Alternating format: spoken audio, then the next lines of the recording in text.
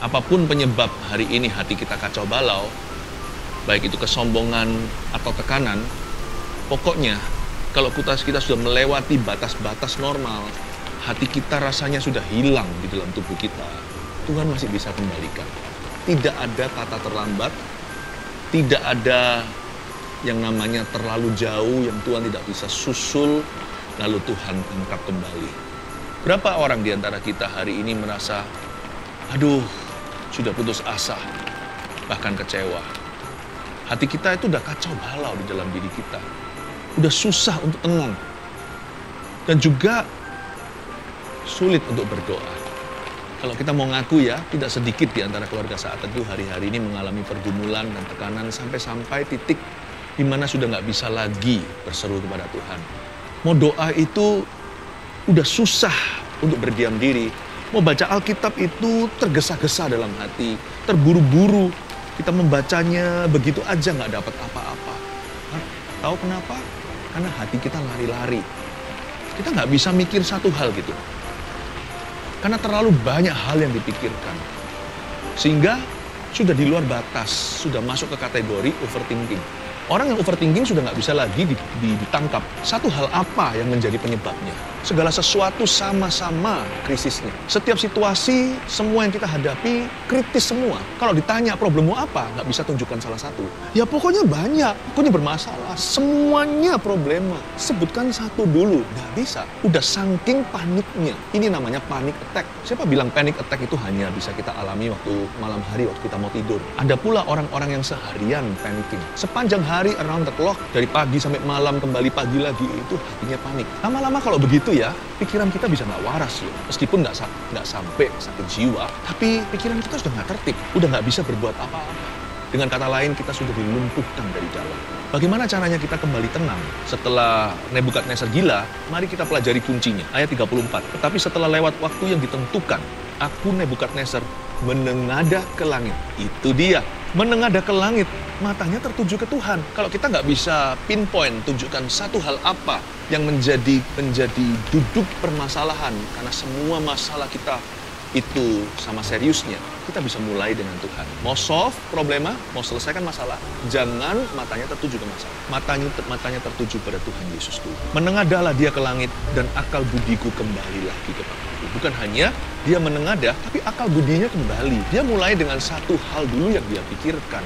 Saya nggak tahu pasti kira-kira apa yang dipikirkan Nebukadnezar detik ketika dia waras ya. Mungkinkah dia melihat, loh kukuku kok panjang? Loh kok aku telanjang? Kenapa rambutku gondrong begini? Kenapa aku bau? Saya nggak tahu dia mikir apa. Kalau dia mikir begitu, mungkinan dia down lagi. Saya yakin waktu dia menengadah ke langit, dia melihat sesuatu, cuma nggak ditulis di sini. Mungkinkah dia lihat ciptaan Allah yang begitu indah dan dia ingat penciptanya? Mungkin yang pertama dia ingat langsung adalah, oh Tuhan, aku berdosa, maafkan aku. Tolong terima aku kembali dan ampuni. Apa yang pertama kali Anda pikirkan itu menentukan apakah Anda keluar dari masalah itu atau terjerumus lebih dalam. Waktu hati kacau dan pikiran serasa gila ya, ini saran saya. Arahkan hati pada satu hal dan serahkan sisanya. Arahkan hati pada satu hal dulu. Apa itu terserah. Misalkan Anda punya 1001 problema. Anda mulai dengan satu problem dulu, bawa ke Tuhan. Peduli amat apakah problema tersebut yang terkecil atau terbesar. Pokoknya pilih salah satu, jangan puja sera. Pilih satu dulu, gandeng Yesus. Kalau satu itu solve, berubah trennya. Setelah itu mulai solusi. Dihitung-hitung kembali nanti ketika menoleh ke belakang. Ternyata nggak 1001 kok, kita ini jago membesar-besarkan. Kalau kita bisa serahkan satu ke Tuhan, sebentar lagi kita bisa serahkan semuanya. Kuncinya di sini, tenanglah. Langsung arahkan matamu ke surga dan pilih satu case, satu kasus. Satu isu atau satu hal yang selama ini memberatkan hatimu. Mulai dengan itu dulu, dengan mata menengadah pada Tuhan, carilah firman, masuklah hadirat Tuhan. Nanti lihat ya, rubuh tuh yang namanya tembok diriku. Apa yang membuat kita frustrasi kalau jujur nih, adalah karena kita terlalu mengandalkan manusia. Lalu ambruklah semua harapan. Lalu kita kehilangan pegangan. Nebukadnezar juga sama, tapi kali ini dia bertobat. Dia berbalik arah. Dia mengarah ke sorga. Sekarang yang dia muliakan dan puji adalah yang maha tinggi. Yang dia muliakan yang hidup kekal itu. Dan ia mengakui kekuasaannya. Ialah kekuasaan yang kekal. Kerajaannya turun-temurun. Luar biasa enggak? Makanya kalau kita mau sembuh, kalau kita mau keluar dari persoalan, kalau kita mau menang, jikalau kita ingin melihat terobosan dalam jiwa kita, lalu kemudian dalam hidup kita, janganlah mengandalkan kekuatanmu sendiri atau kekuatan manusia. Jangan katakan aku bisa, tapi katakan Tuhan yang akan melakukannya. Aku nggak bisa keluar dari hutang ini, memang ya, tapi Tuhan akan melakukannya bersama dengan saya. Aku nggak bisa ampuni orang itu sudah sangat merugikan keluarga kami, tapi bersama Tuhan aku akan bisa. Tuhan akan memberiku kekuatan, Tuhan akan memberiku. Aku nggak bisa berdoa, tapi biarkan Roh Kudus di dalam diriku membantuku dalam kelemahan ketika aku nggak tahu harus bagaimana berdoa. Dia berdoa dengan seruan, aku ucapkan. Aku nggak bisa percaya, tapi aku percaya. Aku nggak bisa percaya lagi akan janji Tuhan. Rasanya aku sudah putus asa dan sudah pupus pengharapan. Tapi ketika Anda buka Alkitab, bukalah hatimu, taburi aku dengan firman, karena iman timbul dari pendengaran. Biar Tuhan yang mengerjakan di dalam dirimu. Anda semi pasif aja. Aktivitas Anda hanya satu, akui dengan iman bahwa Tuhan bisa, Tuhan masih mampu, dan Tuhan akan melakukannya melalui dirimu. Saya selalu mengucapkan kalimat ini dalam bahasa Inggris dulu, nanti saya terjemahkan. Ketika saya lemah iman, saat saya kurang percaya, ketika saya hampir give up atau sudah ingin menyerah, saya selalu ingatkan diri saya sendiri dengan pengakuan-pengakuan di mulutku. Dengan pengakuan iman ini. God has done it for me. And He will do it through me and with me. Saya katakan begini dalam bahasa Indonesianya. Tuhan sudah melakukannya untuk saya. Saya selalu ingat apa yang Tuhan lakukan bagi kita. Yesus lakukan 2000 tahun lalu. Saya selalu menoleh lagi dan lagi ke Kalvari. Satu hal yang kita diperbolehkan untuk menoleh ke belakang, bukan untuk mengingat-ingat lagi kesalahan orang lain, atau mengingat-ingat kegagalan kita sendiri. Jangan hidup di masa lalu, jangan hidup dalam trauma, jangan ingat-ingat dosa. Apalagi kita mengulangi dosa yang sudah kita tinggalkan. Tapi satu hal diperbolehkan. Kita boleh menoleh ke belakang dan kita tidak akan menjadi tiang garam seperti istri Lot.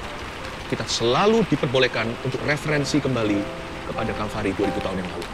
Kalau Anda memang mau menengok ke belakangmu, tengoklah Golgota. He has done it for me. Jesus has done it for me. He has bought that for me. Yesus sudah melakukannya untuk aku. Dan Yesus sudah membelinya untuk aku. Tuhan akan melakukannya lagi bagi saya hari ini. Yesusku tidak berubah dahulu, sekarang, sampai selama-lamanya. Kali ini Tuhan akan melakukannya melalui saya. Kalau saya bisa melakukan ini atau melaksanakan kehendak Allah, kalau saya bisa menang, itu Tuhan yang melakukannya melalui aku, di dalam aku. He will do it through me, and He will do it with me. Dia akan melakukannya bersama dengan saya.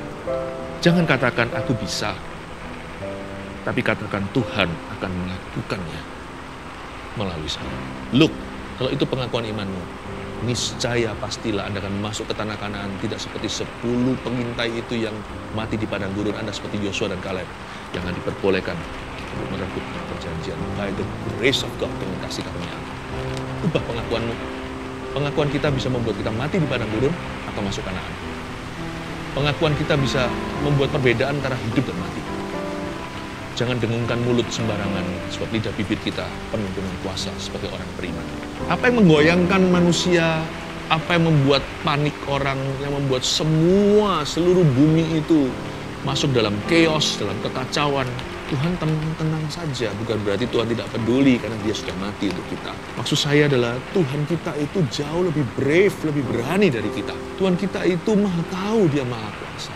Apa yang menggoyangkan kita, bahkan tidak bisa menggoyangkan jari jemarinya. Tuhan itu menganggap remeh penduduk bumi yang suka takut-takut sendiri. Oleh karena itu kita diajari, remehkan yang Tuhan remehkan. Hargai yang Tuhan hargai. Apa yang patut kita tinggikan, tinggikanlah. Apa yang tidak perlu kita takuti, jangan takuti karena ada Tuhan. Jasamu sendiri dan pemberianmu. Ini yang membuat Nebukadnezar juga membuat Nebukadnezar kehilangan akal budinya, karena dia itu selalu besar-besarkan sesuatu yang nggak perlu. Dia membesarkan jasanya, kerajaannya, pencapaiannya. Cepat lambat suatu hari, ketika dia membumbung tinggi, dia nggak akan siap waktu direndahkan. Manusia hidup itu kan ada up-nya dan ada down-nya. Janganlah kipas-kipas dirimu selalu. Janganlah tinggikan dirimu. Supaya nanti waktu hidup membawa kita turun, kita nggak stresan. Nebukadnezar itu terlalu membanggakan jasa dan kerajaannya. Remehkan. Remehkan juga saat-saat ketika Anda dizolimi sama orang. Apa yang nggak usah dipikiri, ampuni saja. Ngapain sih kita bergulut dengan sesuatu yang Tuhan tidak suruh? Kenapa kita bergulat dengan memori-memori yang Tuhan bilang buang? Ketika kita itu disalahi, diperlakukan tidak adil, remehkan. Asal hati kita benar dan kita serahkan ke Tuhan, kita responi segala sesuatu dengan firman, sudahlah, please do not mind. Udahlah, jangan keberatan. Kalau kita keberatan dengan perlakuan orang lain kepada kita, Orang lainnya juga acuh tak peduli, tapi kita yang keberatan yang akhirnya penyakit. Remehkan. Beberapa orang stres itu stres yang nggak perlu. Ada stres yang bagus, stres kerja, itu baik sih. Itu membuat kita jadi mengutamakan kesiapan, sehingga kita sungguh-sungguh dalam performa. Stres ujian ulangan membuat seorang mahasiswa belajar. Stres kompetisi, rivalry, atau persaingan yang sehat membuat seorang atlet latihan agar dia menjadi juara. Tapi terus terang, tidak semua stres itu bagus. Ada stres yang nggak perlu. Saya yakin ya, sebagian di antara kita hari ini itu tertekan batinnya. Bukan karena Tuhan izinkan, tapi karena Anda izinkan. Udahlah, remehkan kalau kita pernah disalahi dan sebagainya. Ampuni, tutup buku. Ngapain dipikirin? Tuhan tuh meremehkan penduduk bumi. Remehkan juga apalagi pujian orang, itu juga perlu diremehkan, bukan hanya hinaan. Dipuji orang nggak usah terus dipikirin, apalagi dibumbuin, lalu didengung-dengungkan, di replay lagi. Lama-lama akan membuat kita jadi lupa diri. Orang yang terlalu banyak kena pujian dan dia nikmati, orang itu tidak punya vaksinasi. Sedikit virus persoalan tiba, orang itu akan terkapar sudah. Udahlah, pujian jangan terlalu dipikirkan, hinaan juga jangan terlalu dipikirkan. Renungkan firman Tuhan siang dan malam, membuat hati kita waras, pikiran juga waras.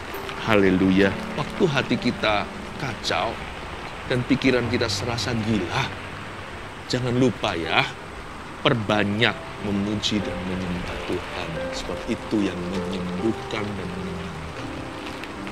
Isn't this beautiful? Saya waktu membaca ini, saya melihat gak perlu loh kita itu obat penenang kalau kita tahu firman. Gak perlu loh kita obat tidur. Gak perlu loh kita itu sampai depresi. Sungguhan. Tidak perlu, sebab kita punya pilihan. We have a choice. And choose to praise and worship Jesus. Pilihlah selalu untuk memuji dan menyembah Yesus. Tuh hati kacau dan pikiran serasa gila. Coba apa aja? 1, arahkan hati pada satu hal dan serahkan sisanya. 2, jangan katakan aku bisa, tapi Tuhan akan melakukannya melalui saya. 3, perbanyak memuji dan menyembah. Jika diberkati, silakan membagikan untuk memberkati orang lain.